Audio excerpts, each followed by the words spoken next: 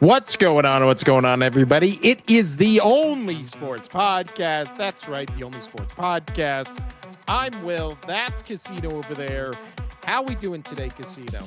Doing pretty all right. It's a weird doing this on a Tuesday, going back to our old schedule, but somebody had to go to Disneyland on a surprise trip and didn't invite me.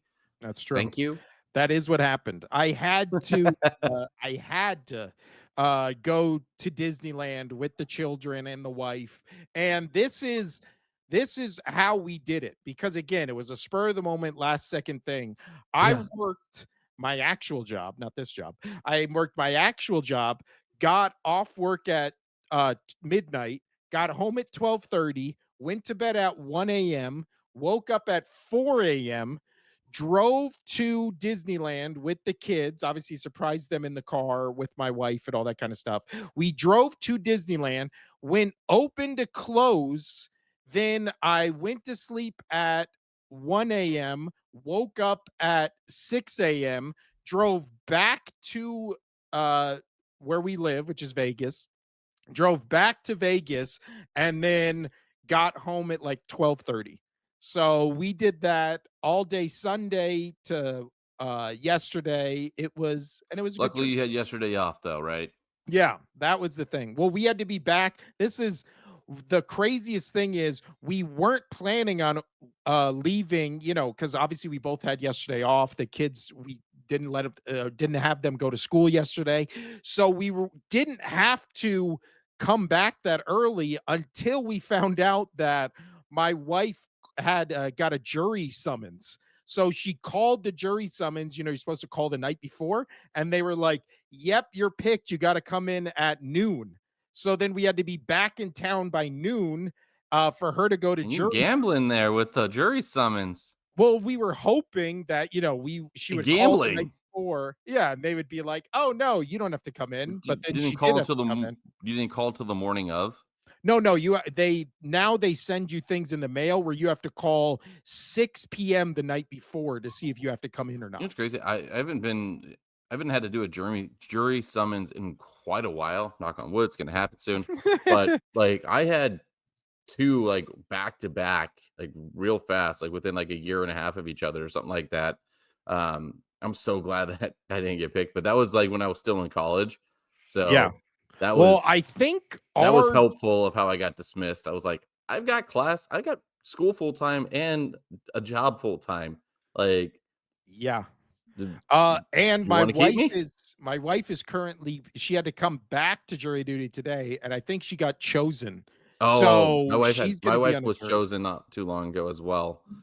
Dude, I'm telling you, these juries, they pick like mothers mothers who dress nice. Like my wife dressed very nice Yeah, because she they're was looking going to for work today. compassion. Well, that's what I'm saying. I was like, "You're dressing too nice and you're like an attractive mom with red hair. You're going to be picked to be on the jury." And then she was like, "No, no, they're not going to pick me." Sure enough, out of like 200 people, she got picked to be one of the 11. So I was like, I mean, you should have dressed again like a hobo. Look like a hobo. Go in, say racist things. I don't know. But Dude, yeah. uh 100%. but also, Casino, this is because we're doing this Tuesday, I have to leave for 10 minutes to go pick up my nephew. So you are going to have to carry the show for 10 minutes starting right now. So Are you for real? yeah, no, no, for real. Because I Oh, just realized that. So first game we're going to talk about, obviously because it's going to be Casino, is the Pittsburgh Steelers beating your team 21-14. You get 10 uninterrupted minutes to talk about your team on this podcast. This is my go gift for to it. you. So enjoy. I will be right back. All right, sounds good. Well, let's move on over to my Patriots versus the Steelers. Obviously, it wasn't the best game for me, but I did choose the Steelers to win this game. However, let's go. Let's break down into it. I thought Drake May, for the most part, played well. Yeah, he had two turnovers, one being an interception. That was just a really good play by the defensive line, tipping that ball. So that really wasn't him. But what really hurt was the goal line non-scores. So the Patriots were on the goal line multiple times, and one fumbled with like 3 inches left, and then the other one was the pick as well. This it's just insane that the Patriots had five turnovers in this game, and they still were within only a one score game. So that I don't think the Pittsburgh Steelers have this. They should be along with the Patriots 1-2 because I don't think either one of these teams played amazing. The Patriots defense, what I did learn in this game, their rush defense is pretty outstanding. It's everything over the top. They really need to get Christian Gonzalez back and healthy so he can really help out that secondary. Davis got beat up last game as well, or the game before. So this just doesn't help. I just can't believe that they were within striking distance to go down and possibly tie this game and send into overtime. So with the turnovers, you had Drake May. He had the interception. He also had a forced fumble, which I don't know why he was holding the football out the way he was. That was very, very unprofessional just to hold it out and basically saying, "Here, you can take this football." The biggest one is that hurts the most is Ramondre Stevenson, my high school alma mater, and same with BJ's, that he fumbled it twice.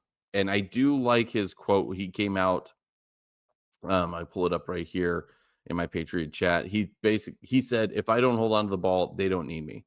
I mean, he understands that he fumbled a lot. He had 7 fumbles the previous season. He is already up to 3 fumbles this year. That is not good. No matter how much I would want him to stay on this team, that does not look good. So Gibson came in, he fumbled the ball. It's basically Travion Henderson time, and I'm kind of ready for it because I'm tired of losing these very close games here. Um, and moving now away from the Patriots, even though, like I said, Drake May played pretty well, 28 for 37. He had the 2 touchdowns, 268 yards. He did have that interception. Again, that it was more a great play up by the defense than his mess up because he had the touchdown. It was going right to him. So moving over to Aaron Rodgers, he did not impress me. He did have a couple over the top throws, but really nothing crazy. 21 yards was his highest, his longest throw. They just did not look good. They couldn't move the ball. They fumbled. Johnny Smith fumbled. Aaron threw an interception as well. So this was just a bad game by both teams. Again, both teams should be 1-2 after this game. I don't know how that would be possible, but I just did not like any of it. 0% of it. So hopefully the Patriots do have an easier schedule coming up. They should win. I do have them winning their next few outside of the Bills coming up in week 5, but they should beat the Panthers. I know the Panthers just went 30-0 against the Falcons, but the Patriots should be able to beat the Panthers, beat the Saints, beat the Titans, beat the Browns, and then possibly the Falcons, especially after what the Falcons put up a goose egg against Panthers. So, not too worried about the Patriots. And with the Bills defense, there's a shot, right? At least I think so. Pitt, on the other hand, they start playing some tougher teams. So they do have the Browns, and I think next they have the Vikings. We saw what Carson Wentz could do, and I think Wentz will stay in. I don't think JJ McCarthy is ready. Um, so I do see, even though it's in Pittsburgh, I do think that the Vikings, my son's having a good time. I do think the Vikings will win that game. Then the Steelers have to play the Browns. We saw what that defense just did against the Packers, who were undefeated, who thought a lot of people thought they were going to go undefeated to the Super Bowl. And then they have the Bengals. That's a pretty easy win there, let's be honest. Then they have the Packers, the Colts, the Chargers. They start rattling off some tough teams here. So I don't know if this team can. I think this might be the season, finally, the season where Mike Tomlin does not get his better than 50% season. So that's where we are with the Patriots. I know BJ was leaving this all for me, but that's pretty much all I could say about this game. There was just too many turnovers from both teams. It was gross. It was ugly. Moving on. So moving on, I kind of alluded to it, talked about the Vikings. That's who the Steelers have next. Let's get into that game, start breaking that down. And BJ when he gets back in, he can give us a little update on what he thought from this game as well. So this was an absolute blowout from start to finish, 48-10, going in favor of Minnesota. What I learned from this game, Jake Browning, no matter how well he played in the fourth quarter of that previous game, he is not it. He did not play. He had 2 turnovers. He did not play well. However, Carson Wentz coming on out, having 2 touchdowns, 14 for 20. He looked great. The rushing game, Jordan Mason, he was looking great. This team, the Vikings team, this is what we expected from them. We expected them, yes, to probably take a little step back from what they were last year with Sam Darnold because we just didn't know what JJ McCarthy could do. Obviously, we found out he's not that great. He kind of folds under pressure. But the experience of Carson Wentz, yes, he's been on 6 teams in the last 6 years, but he knows what it takes to win. And he's been there. Yes, he wasn't able to finish off that season for the Eagles when they beat the Patriots, but he was there and he got them to um, to the promised land pretty much. And then you had Nick Foles come in and take over. So with this game, I didn't watch almost any of this game because Red Zone pretty much never put it on. It was just like, oh, another score for the Vikings. Oh, another score for the Vikings. The Bengals, on the other hand, I'm glad they're 2-1 now, and I think they finally got exposed. They are going to start rattling off some losses coming up. I'm very happy that BJ's in my pick of this dumpster fire for the Bengals is actually showing up because outside of Joe Burrow having that connection with his boy Jamar Chase, who did nothing, really didn't do anything in this game, it really shows that your entire team is Joe Burrow, and you really need him out there as quickly as possible because Jake Browning did not do well. So Jamar Chase in this game, he only had 5 receptions for 50 yards. One of that was just a big chunk play. So the majority of that was 28 yards. So really, they didn't move the ball at all.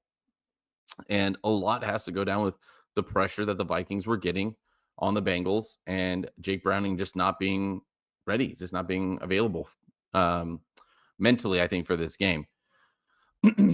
um, yeah, I don't really have much more to say about this outside of Jefferson looked good. Carson Wentz, he did kind of distribute the ball all around, which was nice to see. Hawkinson, he had a pretty decent game as well, but they pretty much, once they got ahead, it was just a ground and pound with Jordan Mason. And Jordan Mason with the 2 touchdowns, 116 yards. He just looked pretty much just unstoppable.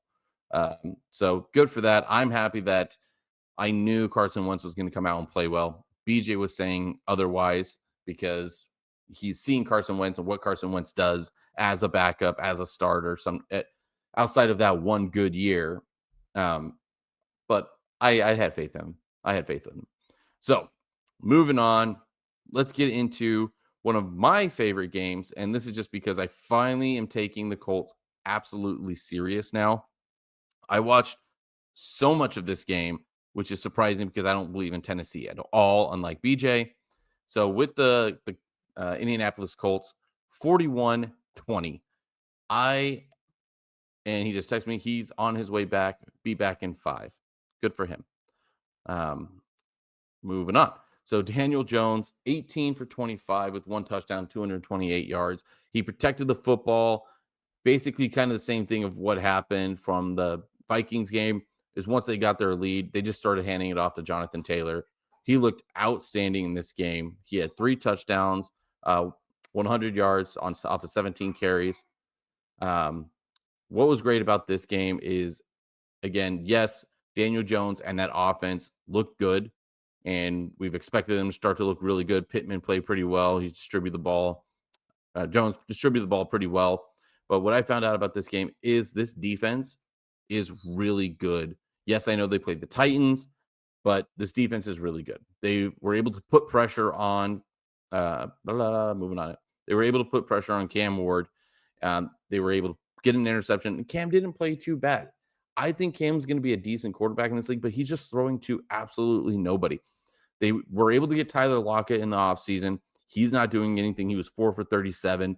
You have Calvin Ridley, who they spent a fortune on, and he did absolutely nothing. He had 1 reception for 27 yards. So, and then I think I've been very vocal about how I feel about Pollard as a running back. I'm not a big fan of him. I think he's pretty weak. There was that brief moment where he started to look okay for Dallas, and I think some that was the only way that he was starting to get a little bit of recognition, but he's not that great. I just think Cam has absolutely nobody to play for, to make plays with him. So I feel bad for him, but that's what happens when you are a number one overall pick is you do go to a bad team. And you basically just have to weather that storm because you can always turn your career around later on. We've seen it with Sam Darnold. Um, Justin Fields, he played good on that first game, right? And then he got the concussion. We'll see what he does when he comes back. Um, I'm not too sold now anymore on Justin Fields, but that's a whole different discussion. Caleb Williams, he started to look good. So I think you have to be in the right situation, right? Especially being a number one overall pick. So I think Cam will be good. He might get traded eventually, or the Titans just need to get some pieces around him. So big fan, Cam Ward. He started to impress. I wasn't high on him at the beginning of the season, unlike BJ was. Um, with Daniel Jones, I think he's going to resurrect his career in Indianapolis. Yes, he's got players around him with Jonathan Taylor, with Pittman, and he's got pieces. He's got pieces to be good, and he's going to take advantage of that. And that's what he did not have when he was over with the Giants.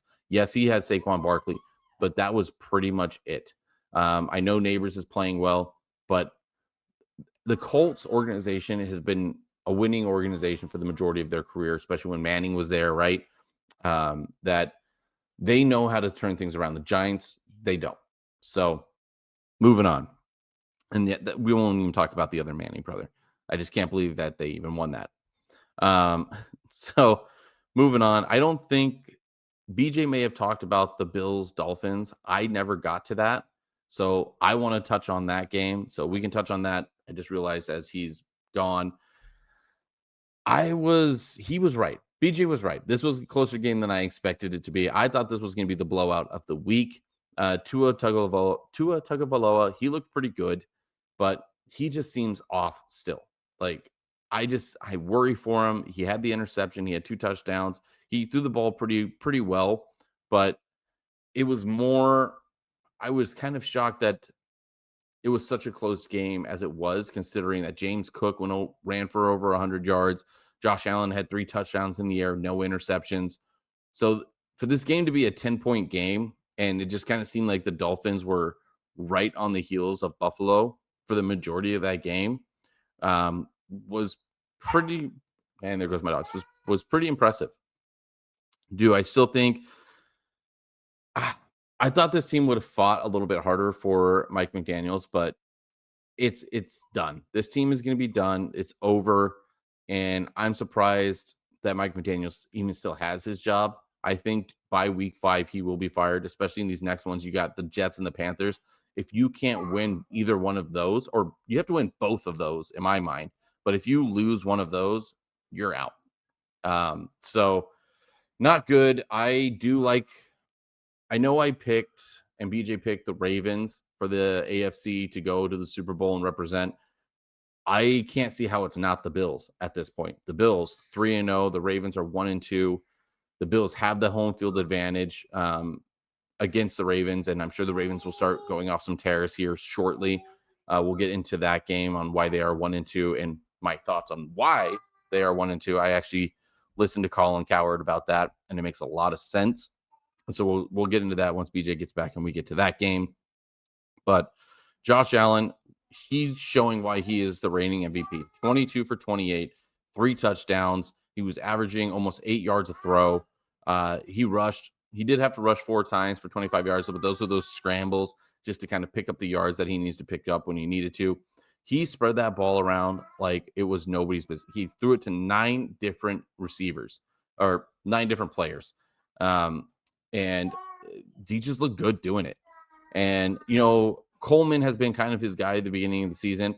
Last night it was Shakir and Kincaid, or last night back on Thursday.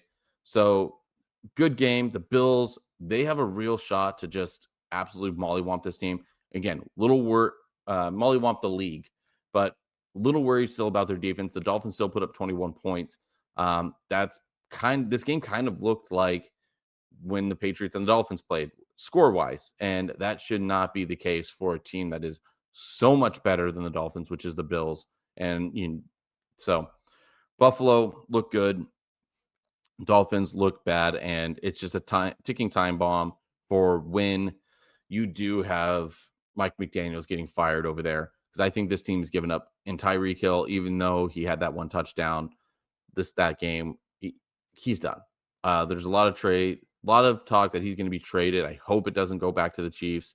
I don't know if the Chiefs can afford him, but he might take a pay cut. But if the Chiefs keep losing, that might change his mind because I'm sure that he's going to want to go to a team that actually has a shot to win. Just go to Buffalo. Just transfer on in division. Go up to Buffalo. Be that number one guy because I mean Buffalo. Even though they've got some good receivers out there, they don't have a true number one anymore. So I would take him. Um, and there goes my kid. He's happy and exciting. I really need BJ to get back here. Uh, so because I like to mute my computer. Oh, hi. So I went through a couple games. Oh, I know. I was listening. Um, well, then you can give me your thoughts. So with my kid being home and awake for some reason during this hour, and then my dog's barking because he's awake. This I is would why we like don't record on Tuesdays. There's too yes. many things. Yes, I would have liked to just mute a lot while you were talking so I can minimize all that. But so you obviously heard me talk a little bit, talked about the Patriots. Do you have anything to add on that? Or is that just I just was mind blown that they were within a touchdown with five. This reminded me, I didn't say this, but this reminded me of that time where Jared Goff had the five turnovers and they still won that game and everybody was mind blown. Yeah. I thought that was about to happen again. I just can't believe that a Vrabel coach team like this has this bad of a defense. Like, what happened to your guys' Well, the defense? defense was again, if you listen, you said you were listening, the defense was fine. The defense Yeah, was but fine. you still, The defense forced two turnovers. That was good. They held the rushing game. It was over the top. They got to fix their secondary, and it's because they got guys missing on their corners. So that I'm not worried about the Patriots defense. I'm worried about that offense and not being able to move the ball like they should. well, also, where is, I mean, Stephon Diggs? Is he just done? No, they have he doesn't seem Like in the game plan, and that's my issue with Josh Josh Josh McDaniels, not Mike McDaniels. McDaniel. Yeah. That's my issue with Josh McDaniels is I don't like his schemes. I don't like his game plan and because it always seems to be taking away the best player. But that's my thoughts on that. If you have anything to add, go for it. Uh yeah, I just again, it was good that the only reason we could have recorded the show yesterday because I did get home at noon. Obviously, we record these shows live at 1, but like I said at the beginning, I was at Disneyland, so I didn't see any of these games except the Eagles Rams game, which I watched pretty much the whole thing. But yesterday I just spent the whole time catching up and watching these highlights and people talk about the games, all that kind of stuff. And again, your point about Josh McDaniels, he's always been tight end first, right? Like tight end is Mhm. the the first option. So Hunter Henry had 8 receptions, 90 yards, 2 touchdowns. But again, Stephon Diggs was supposed to be the answer as wide receiver 1. Like, who do we throw to? Who are we paying all our Mhm. big money to? And like you said, you watch these Patriots games, especially the first 3 weeks. He's not only is he not in the game plan, he's barely ever, it feels like, on the field. So it's why are we making him the preseason number one in paid, in priority, and who we're Totally. talking about? And then when you play these games, the Preach to the choir, offense is bud. struggling and he's nowhere to be found. It's Yeah. just so weird to me. And then, like you said on the TikTok or whatever, like Stevenson losing 2 fumbles. He Yeah. again, I him and brought that Derrick up too. Henry Yeah. It's crazy. are him and Derrick Henry feels like they now have a fumble in every game this season. Well, Like, I mean, essentially, yeah, Ramondre's had 3 so far, which is just not good. I mean, he had 7 total for the year last year, which is way too much in my mind. But well, yeah. And then so all you heard about preseason with the Patriots was Henderson. Henderson's going to be the new lead back. He's he's going to going be to great. He's starting going to be next great. week, 100%. He's going to be. Um, Well, so but that's yeah, that then when he game. gets in the game, 11 attempts, 28 yards. He's not doing anything. Like in the preseason, it was like he was being talked about the way Scatabo is being played as the Giants. We're just this all around guy who's just going to dominate the league for years. And then there's just nothing. We don't see it. I don't Well, he know. got a lot of those rushes. It was because of the second half because they sat both Gibson and Ramondre. Yeah, just So again, Josh McDaniels, what a genius. I Except can't stand every him. time he's ever had to coach without Bill Belichick And or Tom Brady. without Brady. Um, Yeah. so then the next game I talked about was the Vikings and how Wentz looked good, and finally the Bengals were exposed. The Bengals, their defense is bad. They are nothing without Joe Burrow. Absolutely nothing. Yeah. Because just they're nothing. Because even Jamar Chase didn't even have a good game. And if they don't have Burrow, this team is just an absolute dumpster fire. And that's pretty much what I just nailed on. Yeah, it's just again, we said before the season, how are there so many pundits and quote unquote football experts picking the Bengals to not I didn't see anybody saying they were going to win the AFC North, but I kept seeing a bunch of things where it was like, "Oh, they're definitely going to be a playoff team. Like they're going to definitely going to be the 5th seed." And then it was just like their defense is bad, they did nothing to improve it. Their offensive line is garbage, did nothing to improve it, and then they just re-signed everybody we saw the year before Yeah, everybody just where has so much hope in Joe Burrow. but that's Joe Burrow had a career year last year and they still missed the playoffs. So it's one of those things where like they missed the playoffs last year with Joe Burrow having a career year. They didn't get better on the defense or offensive line. What do you think is going to happen this year with the same formula? And again, you take one of the players out of that equation. Now Burrow's out till probably December if he even steps back on the field this entire season. And again, the Bengals are what? A dumpster fire, which they have been since the year they went to the Super Bowl. It's just egregious. It's egregious, Casino.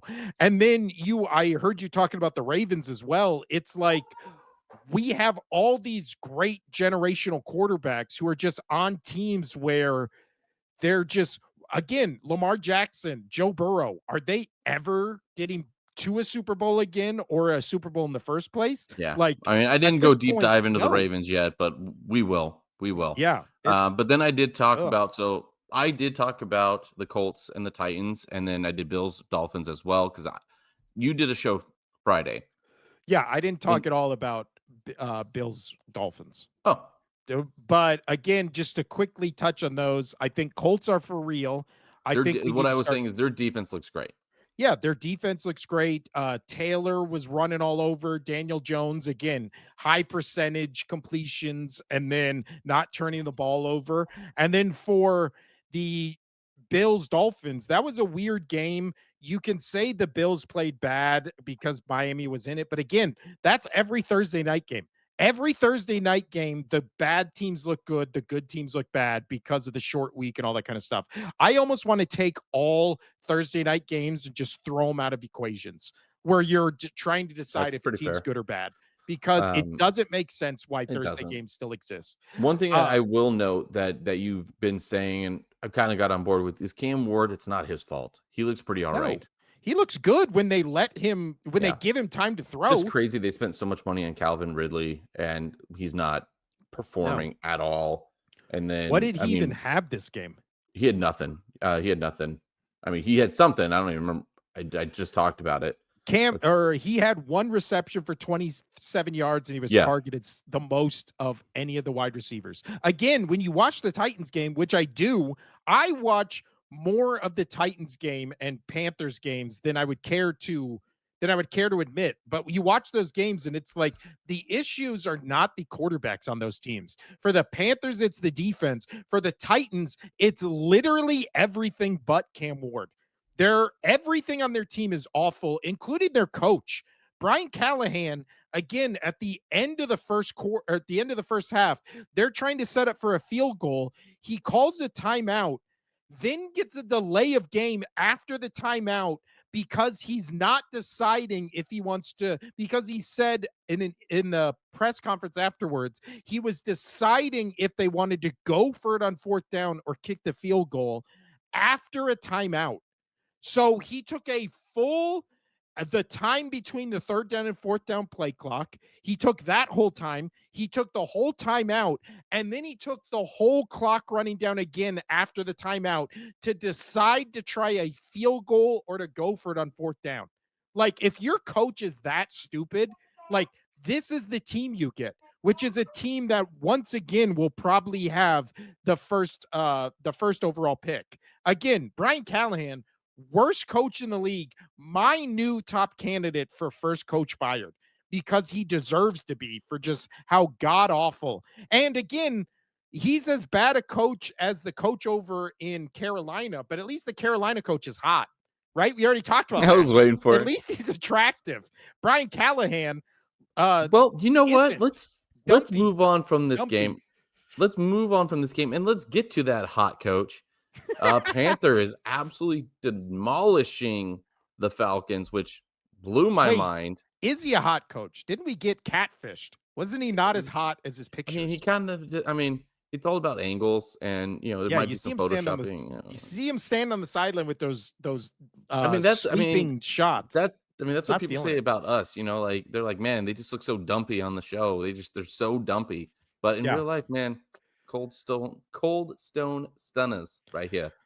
I'll tell you what, people are shocked about how attractive I am in real life compared to the podcast. It's night and day. It's night Yeah. and day. We just Yeah, don't I have mean, the people don't lighting and even angles. notice my baby double chin here when we're out in public, like, it's great. Also, I don't know why every single picture we took at Disneyland as a family, I just look shredded in. I look so unbelievably buff, which I Well, don't look like in you've real been going life. to the gym. You look I good. know. And remember when I was in high school casino, we're walking through Hawk's neighborhood, me and Hawk, and a kid. Weren't you on the wrestling team? I was on the wrestling team, undefeated until my back got broken in half, which I still have trouble with to this day. So shout out to that kid at Mojave who broke my back in half uh, when I was 18. Yeah, and it still hurts. But me and Hawk are walking through his neighborhood. We're in high school. Some kids are playing football. The ball rolls to me.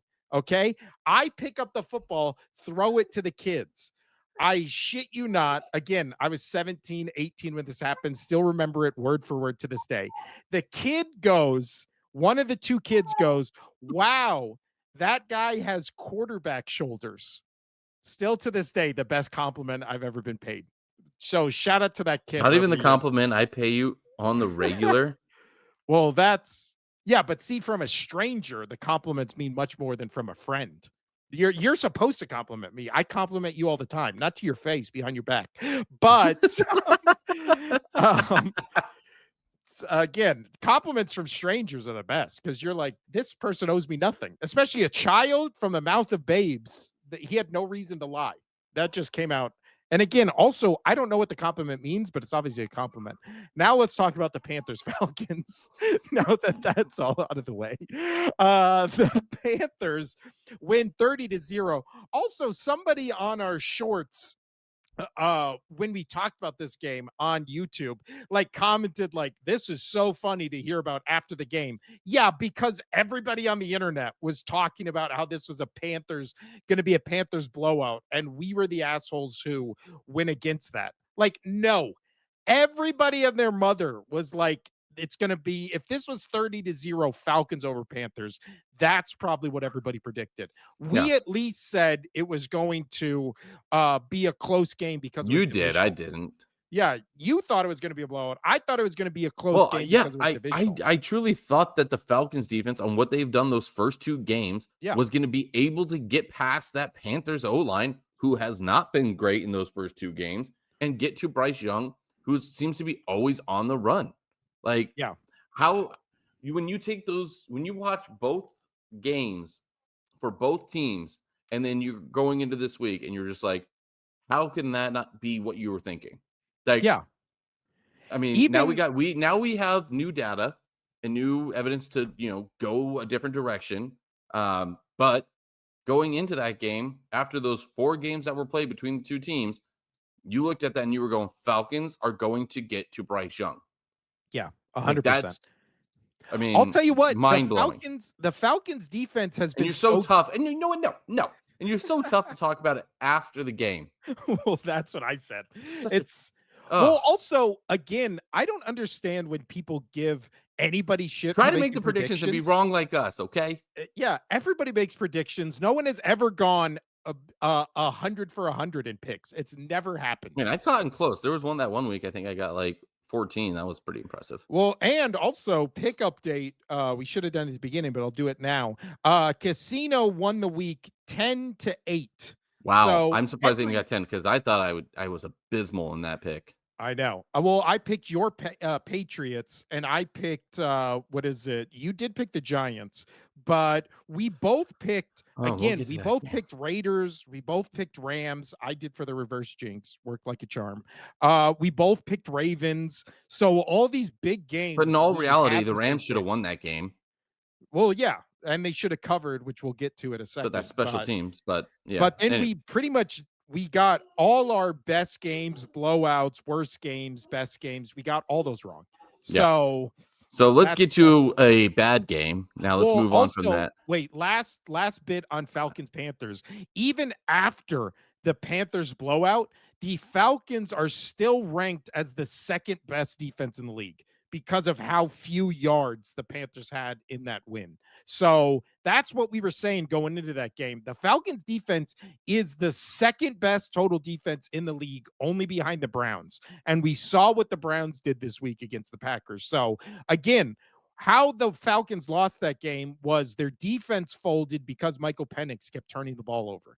So, yeah, I still think the Falcons are a playoff team. And again, Panthers, I was very excited they won because Panthers and Titans are my team, and Titans are just getting annihilated. Hmm. Uh, all right, which game are you trying to throw to, Casino? Let's just go to another shitty game, Jags Texans, and talk about a shitty team, which is the Houston Texans. God, what By happened? God, did they just fall off a cliff? So we talked about it all last year, where Houston was right there on that fence, right? And we didn't know if they were good, we didn't know if they were bad. They had potential, but then they didn't. Boy, did they fall off the backside of that fence. Mm-hmm. They are in the junkyard, and it's so bad. It's so bad. Honestly, they are so bad that when I looked at their rankings, their passing offense is 26th in the league. I was shocked it was that high. Yeah, I would I have mean, thought lower. so you just said that you got rid of CJ Stroud on your team. I Yeah, am dumped extremely him. close. He's benched. I'm going to be playing Geno Smith because at least Geno can, sling the ball. He might lose the game, but he's still moving the ball. So I am putting Geno Smith in, and I am so over CJ Stroud. I'm going to try my best to do a trade to get him off my team because somebody who's not paying attention might think he's good.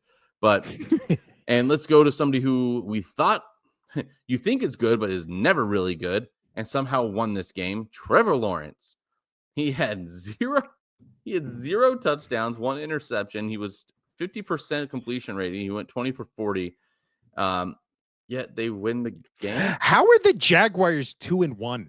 I Every don't know. Jaguars game I've seen, they just look awful. Again, They're Trevor bad. Lawrence did not have a score. He did not score the either rushing or passing touchdown. Right? They had two rushing touchdowns, but their total rushing offense for the team was only 86 yards. Like I just don't get that. Yeah, my son doesn't even get it. Also, He's saying sad. I don't know.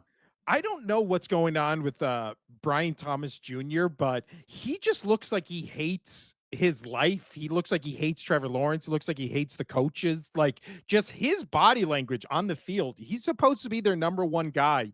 He gets 2 receptions, 55 yards.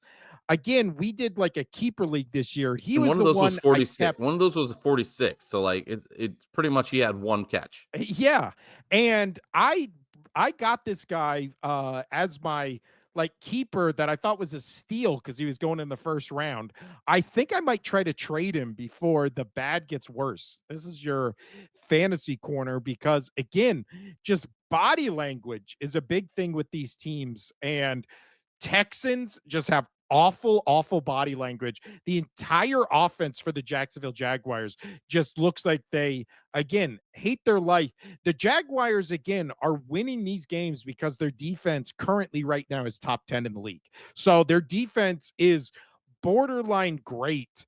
especially this year, but their offense, especially with a coach, right? They had oh man, I gotta I'll surprise Casino when he comes back with the Duval, but they got their head coach is an offensive guy. He's an offensive guy, and their offense is just abysmal. At least with the I just Texans, can't believe they won this game. well, they're the Texans. D'Amico Ryans is their defensive coordinator. The Texans' defense right now is 16th in the league. It looks better than that, I think, but their offense just god awful. Both these teams in the AFC South. Thank God the Colts are so entertaining, or else this would be the least interesting division in all of football.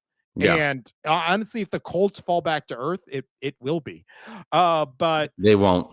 They're gonna win this division, hands uh, down. Yeah. We just talked about him, so let's talk about that game, Casino. The Browns beat the Packers 13-10. We said going into this game, and again, for all the people giving us shit about picking the Falcons over the Panthers, then the Falcons getting blown out, we were very hesitant on this game, both in the episode we talked about it and on the TikTok, because we talked about how we had not seen uh, Jordan Love Jordan go Love against a good defense. play against a good defense. And when he plays against a good defense, he got sacked 5 times. He threw an interception. He completed 18 completions for only 183 yards. This is why when all the Packers are going to the Super Bowl talk started, we kind of pumped the brakes a little and we're just like, are we sure Jordan Love is good in these big moments, in these big games? And It this wasn't was even not so a much a big big game. moment. It was the defense. He couldn't find a way to make it work. Well, and when you get to the playoffs, you're only going to play the best defenses in the league because usually the best defenses are what make it to, the playoffs. And again, looking in the NFC, the good defenses are, we just talked about it, the Falcons, the Niners, the Rams, the Vikings, the Eagles. Those are all like the top, 15 defenses in the league right now. Buccaneers, Lions are right there. So, you're going to have to play all those defenses in the playoffs. Yeah. And if you're a Packers fan, are you confident Jordan Love can win you those games? Yeah. I Because, just can't believe they lost this game. Mind blowing that they lost that game. well, not only did they lose it, they lost it because the Browns scored all their points in the fourth quarter. Not Yeah. only that, they scored all their points in the last 6 minutes of the fourth quarter, which I was listening to Dan Patrick recap the weekend, and he said this mind-blowing stat, which was the Packers have not lost a game where they were up by 10 points with like 5 minutes left in the fourth quarter. They have not lost a game like that since 1967. Well, So, they had a 91% probability to win, almost a 90% to win this game with 3 minutes and 25 seconds left to go in the game. yeah. And then all of a sudden, again, this was I dubbed this Well, episode. they had a 93% chance when it was 10-0. Well, I dubbed this Wow. game the week of the special teams because this was the week of the special teams. Like the Browns special teams won them this game. And with just clutch field goal after clutch field goal. Flacco again sacked twice, one interception. He didn't really do anything in the game, 142 yards, but special teams saved so many teams this week, including who the next game we're talking about, which is the Tampa Bay Bucs and the New York Football Jets, where Jets kind of make a rousing comeback in the fourth quarter to take the lead. And then all of a sudden, for the third week in a row, Our Baker boy. Mayfield leads them back to a game-winning field goal after blocking a field goal. The Bucs did just crazy I, again. How is there this so was many the week special of special weeks? teams. It was just Yeah, awesome. it's Um, crazy. yeah, defense and special teams. That was what I noticed about this week. Just the defenses were all making plays. There was a lot of turnovers. And a lot of these turnovers weren't so much the poor decisions of the offense. I mean, there was a handful, right? Like always, they always are, but there was so many of just great plays, punch outs, tips, like whatever it may be. Like when I was talking about the Patriot game, yeah, they fumbled 4 times, but those were some three of those fumbles and that interception. One fumble was inexcusable, but the defense was punching really good and like hitting the ball perfectly. And then the interception was just slightly tipped by the lineman. Like there was a lot of good defensive plays, and we'll get into even the best defensive play of the week, special teams coming up from your game. But Yeah, buddy. yeah, I just love everything Baker does on this team. They have confidence, and that's what you need, and this is what really makes this team dangerous moving forward is, this has only been week 3, and we said you don't really start the season until week 5, like, mentally, and you get all your little kinks figured out, and you know what's going on. So, the fact that the Bucks can come back and do the 2-minute drill 3 games in a row and win you a game, that is very scary for any team. I know you're worried to play them. You play them next week. Uh, Yep. the Bucks are fun. The Bucks are fun. And I just love Baker. Gosh, Baker, you really need to watch that special where he was Gus Swayze. He's so good. He's so likable. Well, also in this game, elite. I wish we could play some of them, but elite videos of Aaron Glenn celebrating the go-ahead touchdown for the Jets when he thought he was winning the game. They are uh just perfect. If you can go them online, somebody put like a bunch of people have put them to music where it looks like it's one of those scenes where no matter what music you put it to, it just works.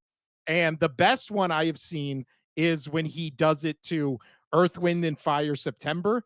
But it's just for anybody who's not seen the video, if you're watching, it's this video. I'll mute it because obviously it's to music, but it's like the build up to him running, and then when he does this move at the end where he starts dancing, it goes to any music and it's glorious. It's glorious.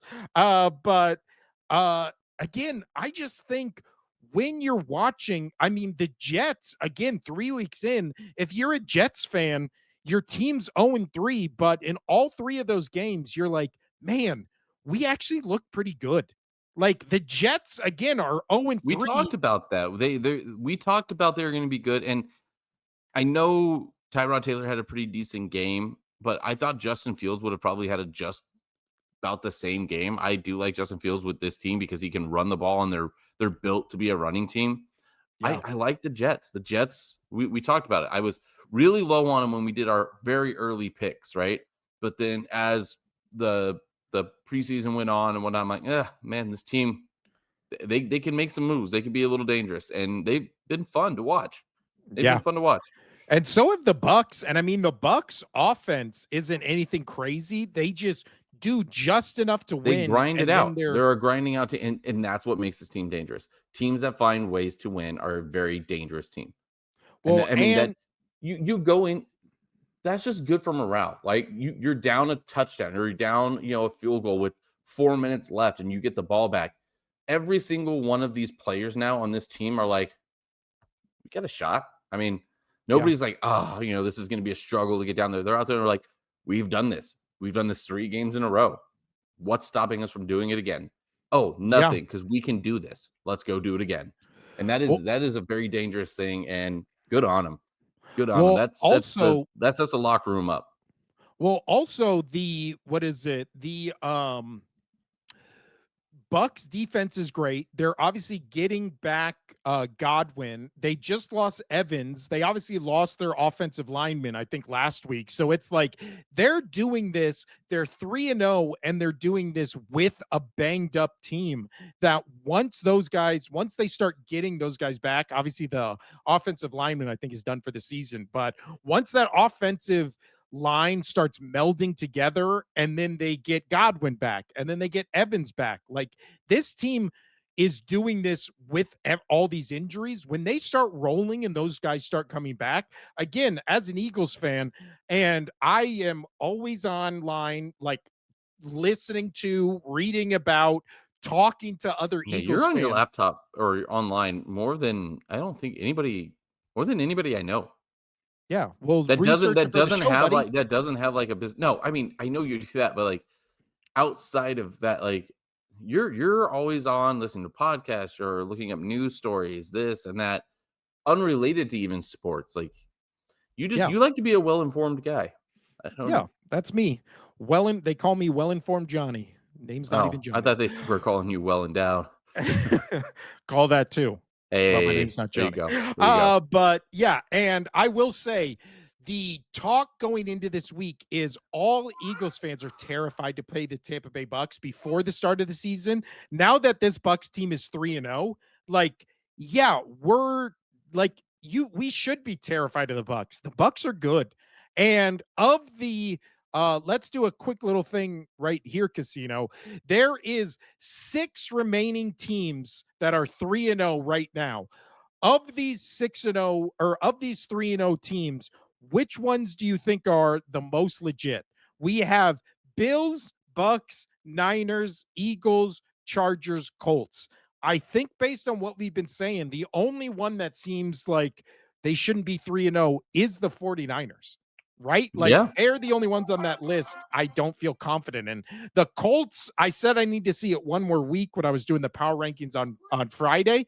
This was the week where I'm like, yeah, Colts are legit. I'm yeah, taking the Colts at face value. 100%. I would too. And yeah, I agree with that because the Chargers are great. The Eagles, they're defending champs. They've won 19 of 20 games. Yes, they haven't looked pretty to start this season, but just like the Bucks, they are getting it done. They know how to finish games. And they know what they need to do.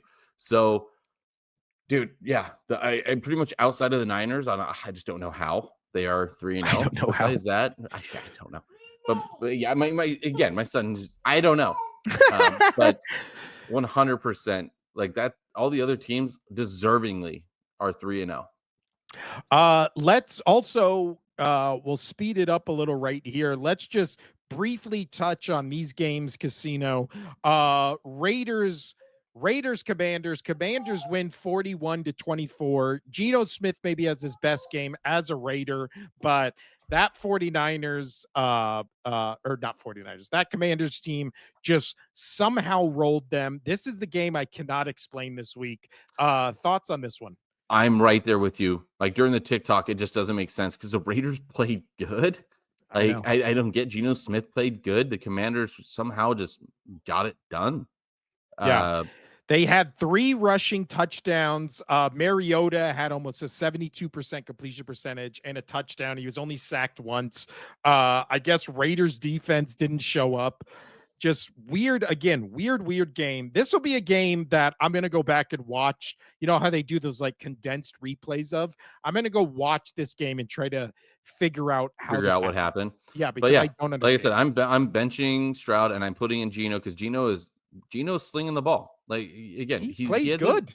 he hasn't skipped a beat since he left Seattle. I thought he was really good in Seattle, and he's doing really good in the Raiders. Like it's the teams need to catch up, I think, to him right now. Yeah. Let's move on next to the Seahawks win 44 to Sea 13 against the chickens. Saints. Talking about the Uh sea chickens. the Saints again look like the worst team in the league. This was the first week where they didn't look like they were fighting for it. They didn't look like they had the will to kind of do what they did the first 2 weeks, which is be in all these games despite being bad. So them being the worst team in the league, I would still say the Titans look worse than them, but they're definitely a bottom 5 team in this league. Yeah, they just have nobody on their team. Just No. absolutely nobody. And you know what? I know we talked about it and Radler, he's still playing pretty okay. Like he had 29 for 39 or 28 for 39, which is not horrible. Yeah. That's pretty good. When you throw almost 40 times to make that completion rating, it's pretty okay. And then again, when you hit right around that 40 mark, an interception, I'm not going to ding you that much. So I thought he played well with what he had, especially since the rushing game. I mean, a total, and he contributed 10 yards of this was 79 yards. Like, not good.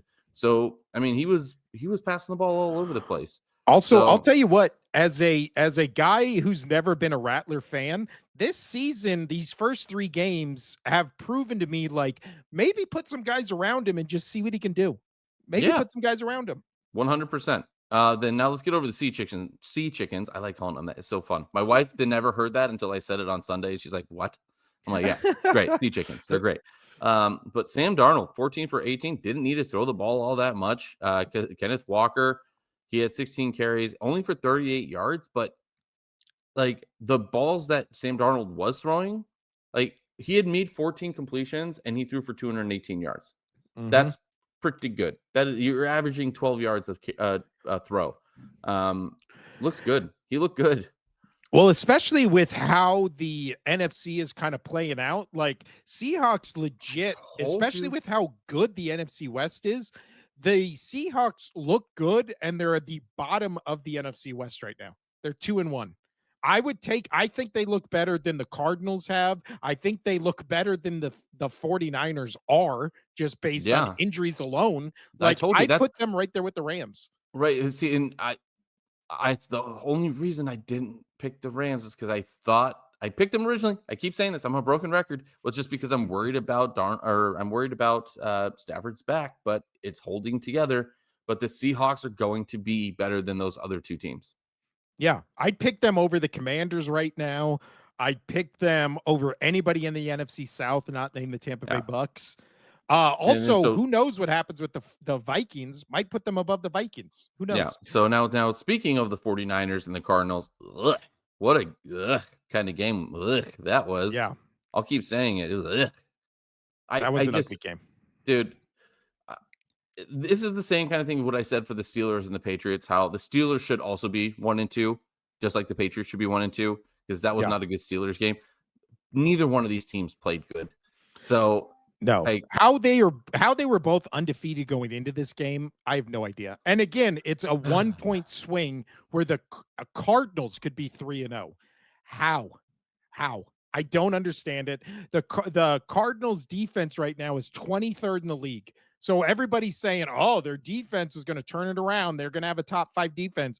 No, they're not. They're bottom half of the league in defense.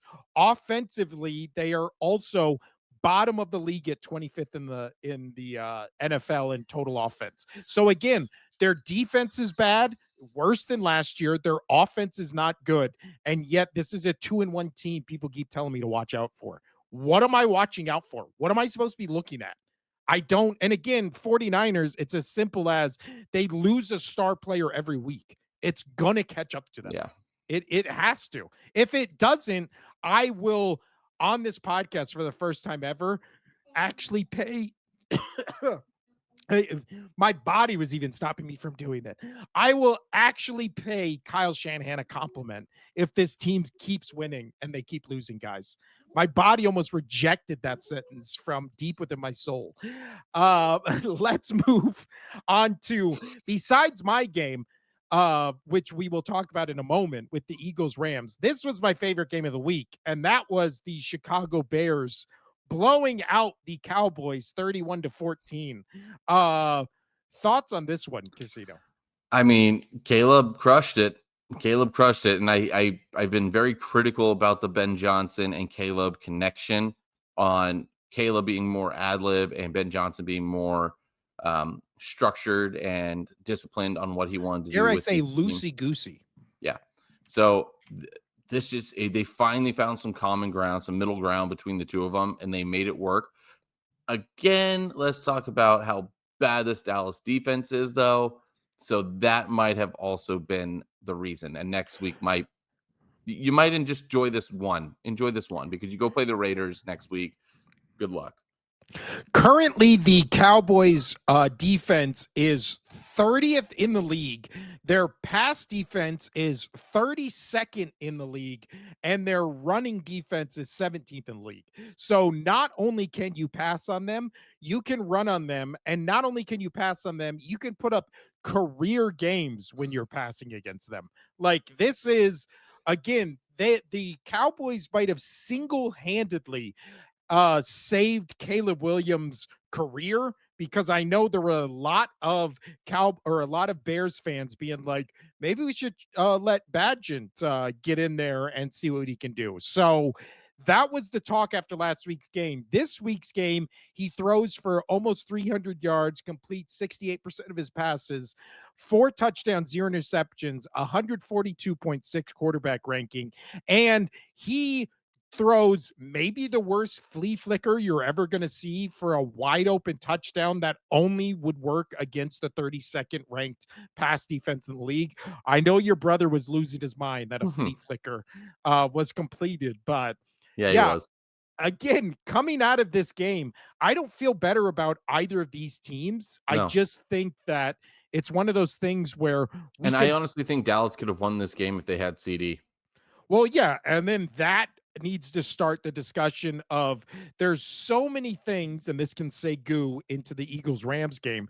There's so many people who are just like, we've heard the same thing with Purdy for years, where it's like, if they don't have these great players on offense, like what are they? The second CeeDee Lamb went out of this game, it felt like Dak Prescott forgot how to play quarterback. Like Dak Prescott he throws to CeeDee Lamb so much because CeeDee Lamb is one of the best wide receivers in the league. When he doesn't have CeeDee Lamb, what? It's George Pickens, it's Ferguson, and it's Dak Prescott throwing 2 interceptions, having an 80 ranking, getting sacked twice, throwing the ball 40 times for a little over 200 yards. He threw for 251 on 40 attempts. Like, again, when he doesn't have anybody to throw to, he looks like a bad quarterback. And that's why everybody has always said he's good, not great, because he's limited. And when everything's not cooking, when he doesn't have an offensive line, when he doesn't have Ezekiel Elliott, when he doesn't have a number one wide receiver, like this is who he is. And this is who the Cowboys are, which is just a bad team that traded away their best player. And now they get no pass rush whatsoever. Now, Casino, it is finally the time. Let's talk about my Philadelphia Eagles coming down from, I believe, 26 points to win 33-26. They had -2 passing yards going into halftime. Which And is then wild. that's it. It's impossible. It's almost impossible. And still, with -2 passing yards, Jalen Hurts finished the game 21 for 32, 226, 66% completion percentage, 3 touchdowns, and 117 rating. Again, I watched this entire game on my phone in Disneyland and was losing the tweets I wrote and then erased that I was going to post in the first 2 quarters were, thank God I did not post them. They were scathing, they were offensive, they were mean. Um, they were all directed at Kevin Patulu, the offensive coordinator for the Eagles. And then all of a sudden, the Eagles come back, win this game on not one, but 2 blocked field goals, one of them being returned for a touchdown. I mean, it didn't matter that it was returned for a touchdown. They would have won No, it mattered. anyways. You want to know why it mattered? Because he had the first, he was a partial on the first block, and then he had the second block that was all him, and then he ran it back. Big man running back for a touchdown. I don't think I've seen anybody run faster. I don't even think I've seen Tyreek Hill run faster than that.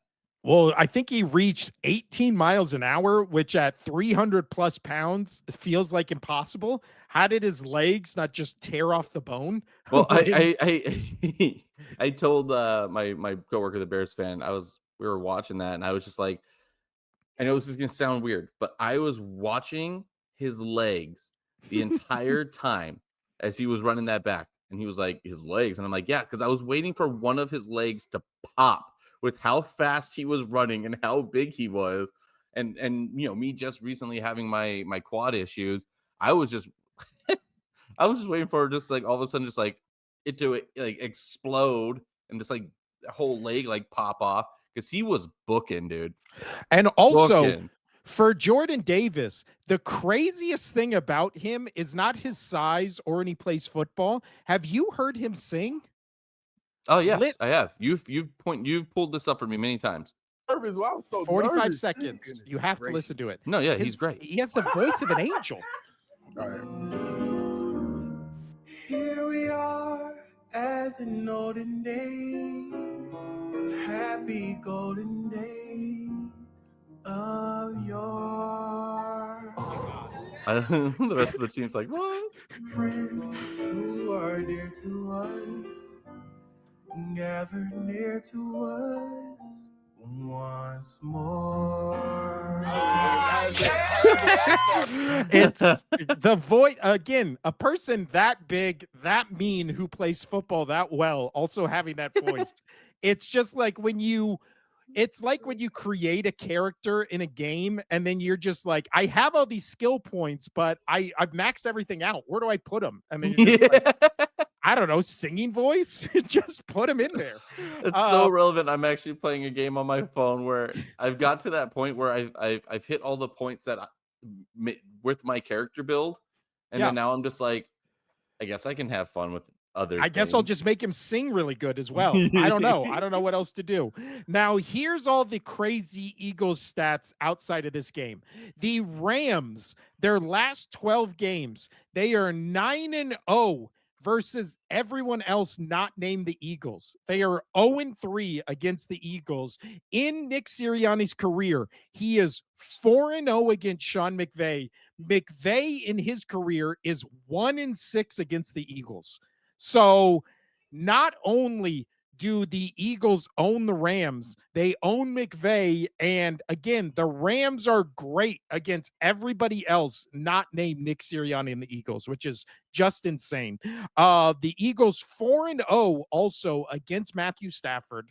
And last time the every game Hurts, Saquon Barkley, AJ Brown, and Devontae Smith have ever played together, they are undefeated. So those four, when they step on the field together, they have never lost a game together. That includes a Super Bowl. They are 18-0 in games they play when they are all on the field. That is an insane stat. And then finally, Jalen Hurts, in the last 17 games, he has started and finished because obviously he got knocked out with a concussion and then he was out for a couple games. So in the last 17 games, he has started and finished. He is 17-0 with 43 touchdowns and only 5 turnovers. He has not lost a game in 358 days. Dude, That is, and yet he's still only a mid quarterback. I don't understand it. I don't Please understand show it. me the stats where he's bad. Right. Please. I I mean, would love to see again, them. if you want to keep it up there, Lamar, Josh Allen, those quarterbacks, if you want to keep them on a tier of their own, that's fine. But you can't say, I just don't understand that people say Jalen Hurts, is not the next level right under that, right? Like right there. I mean, everybody's giving Baker, we're giving Baker so much hype for coming back. Well, guess what? Jalen Hurts just did it, and he did it in a more impressive fashion. Well, not only that, there was this video during the game that seemed to be the turning point where, and I'll just play this little part right here because it says this TikTok that got posted. Shout out Carl lost what Carl lost 2-7, where it says Jalen Hurts really benched our own coordinator and started calling plays. Now, Nick Sirianni came out and said Jalen Hurts did not call the plays in the second half. It was Petula who did it. But there was this shot. Oh, let me mute that. There was this shot where Hurts literally put his offensive coordinator and quarterback coach on the bench and was yelling at them after going into halftime. All of a sudden they come out of halftime, he completes that long bomb to AJ Brown, then the pass to Goddard for the first touchdown, and that was like the turning point in the game where all of a sudden now the Eagles had momentum and they were calling plays downfield. And who would have thought, when people make the Is this a argument that, Jalen Hurts, Tom Brady, Josh McDaniels like situation? Like, well, again, people are like, oh, the Eagles are scared to pass the ball with Hurts and all this kind of stuff. The Eagles are a better team when Hurts passes the ball more than 25 times a game. They have a higher winning percentage when he passes the ball more. So this narrative that like they're scared to or they're a worse team, by every statistical metric, the Eagles are better when Hurts passes more. So last year they leaned into the Saquon Barkley is the best running back in the league. He's going for over 2,000 yards. This year, that first game against the Eagles, he played, the PFF does the quarterback rankings and stuff like that. He played a damn near perfect game week 1 in his decision making and how he moved the ball around. Week 2 was weird because it was that Chiefs Super Bowl matchup, blah, blah, blah. Then this game, again, when they put the game on his shoulders, he plays a damn near flawless game that leads them back to like an improbable victory that you have to go back to the 70s to see a comparable game. So it's this thing where I needed, and also I was literally in my head when I was about to watch the Rams kick a game winning field goal. I was going to come on this podcast and say I was more confident about that team after a loss than I was after the first 2 wins because of how different and how much of a juggernaut they played in week 3. So hopefully this game is now the jump start to this Eagles offensive identity being just let Hurts do what he does best, which is pass the ball downfield and kind of move the chains. Which will open up the running game with one Yeah, of the best running backs in the league. exactly. That's how football works, right? You got to be good at every level, and then that's how you win Super Bowls. I mean, that's what showed last year, right? When the Eagles is they were so worried about the run with Saquon Barkley, and then what does Jalen Hurts do? He goes and gets another one of the top 3 best quarterback performances in a Super Bowl ever. So it's just mind blowing. Like people still saying Jordan Love is better. Like, just blow it out. Dude, people are still saying Dak Prescott is better. It's like, what are we doing here? Why are we what is it? Why are we still having these debates? Like Jalen Hurts clearly is a top 5 quarterback in this league. It's not debatable. Right. And okay, It's so not. and now here's the thing. If you want to say if he's only that good because he's got the pieces on his team to do so, fair. That's fine. If you want to say that argument, you can say that argument. But then this is what I'll add on to that. He's doing it to damn near perfection. Yeah. Right. So these other teams that you're saying, oh, like Brock Purdy, and they're like, oh, he needs players on his team. We've seen him be good with those players on his team. He took him to a Super Bowl. Did he win the Super Bowl? No, he didn't. You see all these other players like, oh, Dak, for instance. Let's talk about Dak. He's a good quarterback, but he needs the pieces. CeeDee Lamb goes, he's in shambles. He's in shambles, right? But when he's there and he's got CeeDee Lamb, he can produce, but he's still possibly losing those games. You don't see that with Jalen Hurts. They've won 19 of their last 20 damn games. Shove it, blow it out. This is me protecting it. This is me talking about an Eagles fan. I am just so done with that. Give the credit to where the credit's due and give Jalen Hurts his freaking tiara or bow His or flowers, his crown. or whatever. It's I don't so know. weird. Crown. He's a That's what I was Super looking for. Bowl- Thank you, crown. I said tiara. I play too much princesses with my daughter.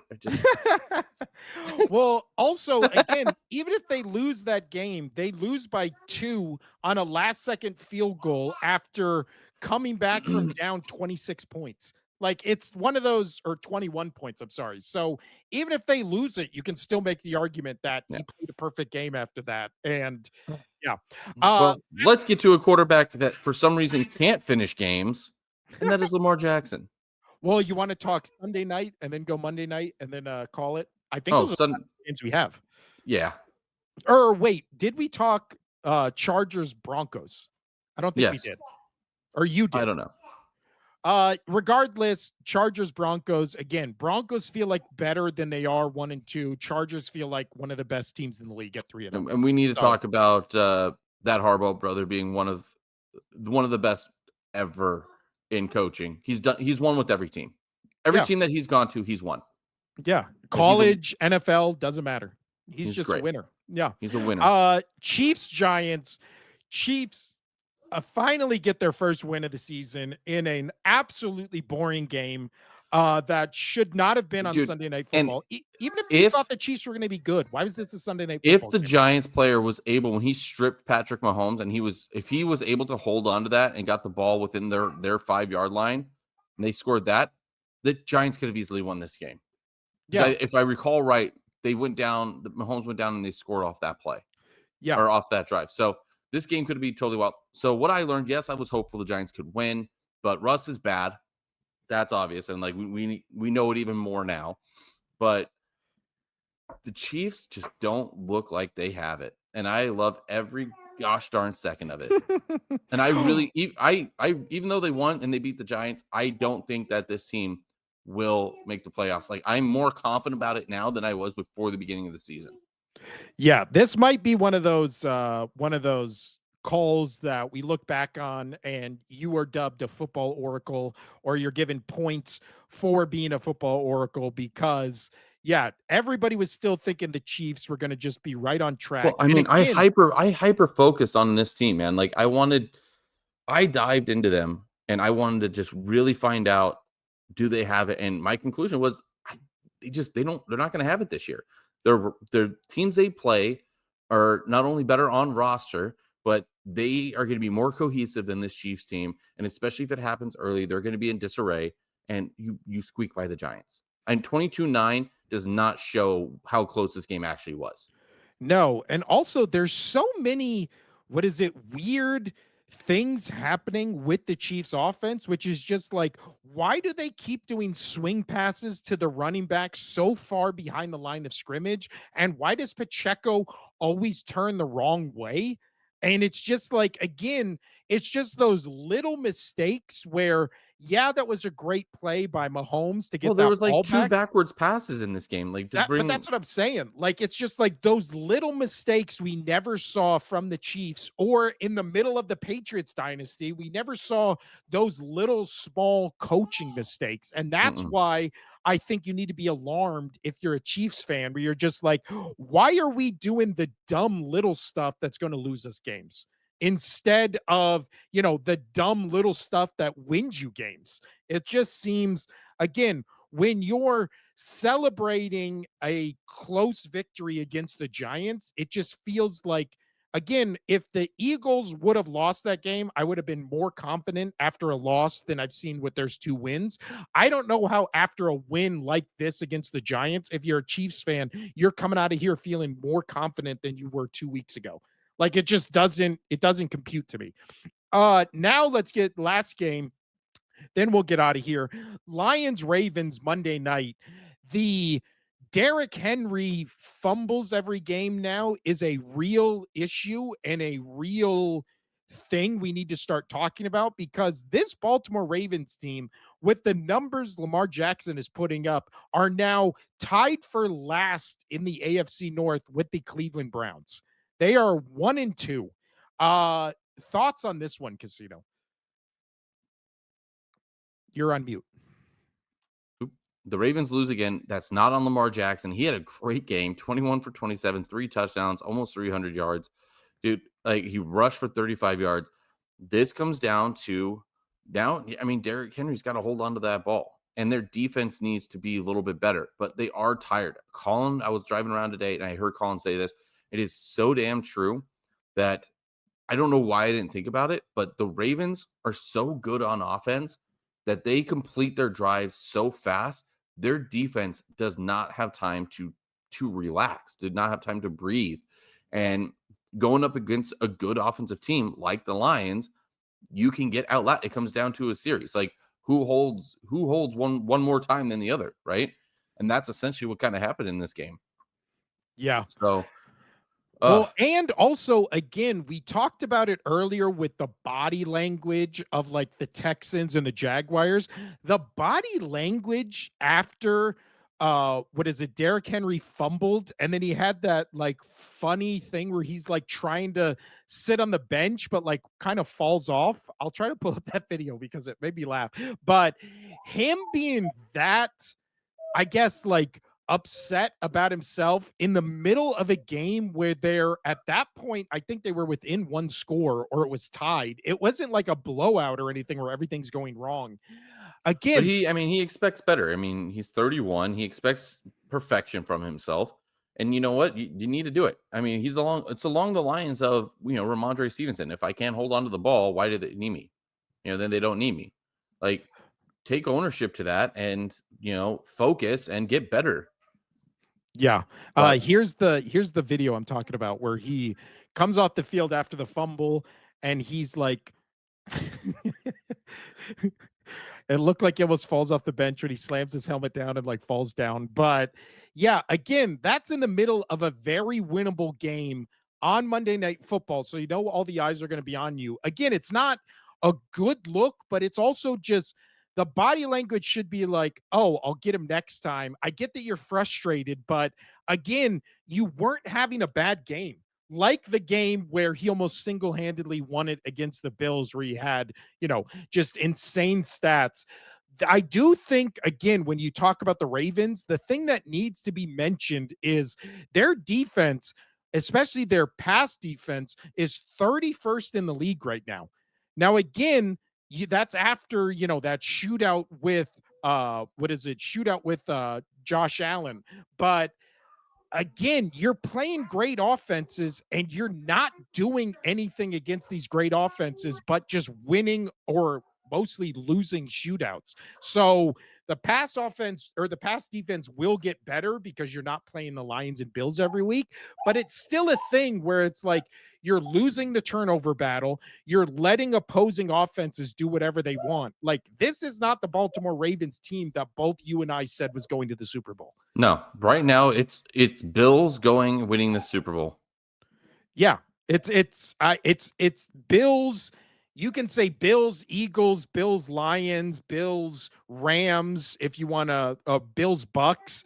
But I think if you still have the Ravens as a legit Super Bowl contender 3 weeks into the season, you're seeing something I'm not. Because again, this defense and turning the ball over, that's what loses you games, and that's why they're 1-2. Uh, but all right, Casino, a day late, dare I say a dollar short. Anything else we want to talk about this week, or can we call it? We can call it at 1:23. Yeah, buddy. And Yeah, hour 23. That's what I mean. I'm reading uh it weird. are we coming back tomorrow or Thursday? Probably best tomorrow because you're busy on Thursday. I agree. So we'll see you tomorrow, where we're already done with week 3. Now it's time to week 4. The season is zooming. We'll do our picks tomorrow. Casino currently holds the lead by 4 games. So you are up 34-30 heading into week 4. We'll make all our picks tomorrow. Follow us on TikTok, all those kind of places. I'm Will. That's Casino over there. This has been the Only Sports Podcast. Adios.